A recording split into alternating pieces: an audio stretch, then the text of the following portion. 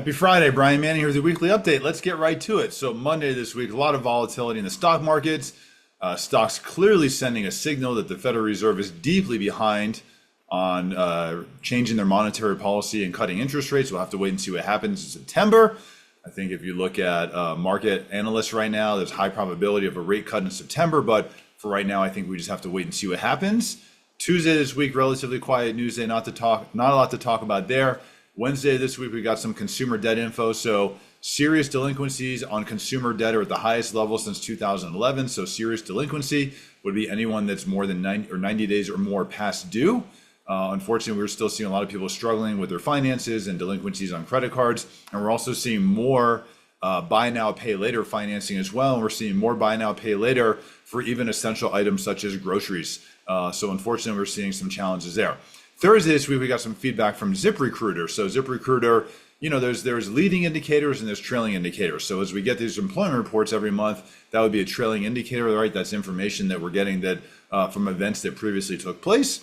Leading indicator would be something like ZipRecruiter telling us what's happening with hiring in the marketplace. So ZipRecruiter says that the quit rate is down, is now 9% lower than where it was in 2019. So quit rate would mean people that are quitting their jobs to go take on another new job. And in fact, hiring has definitely slowed down as far as companies are concerned because you see less people changing from one job to another.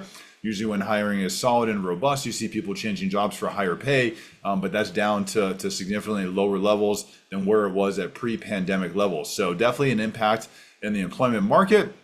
Today was relatively quiet news day. I think we're just waiting for the Federal Reserve to see what they're going to do.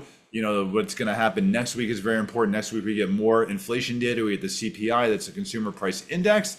This is going to start giving us inflation data, again, leading into more Federal Reserve meetings. I think it could be favorable.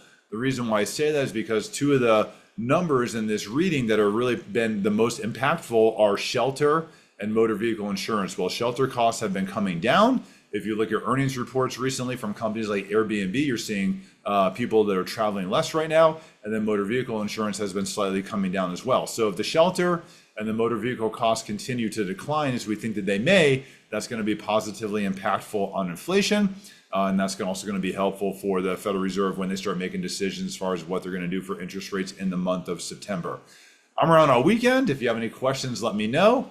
Happy Friday. Have a great day.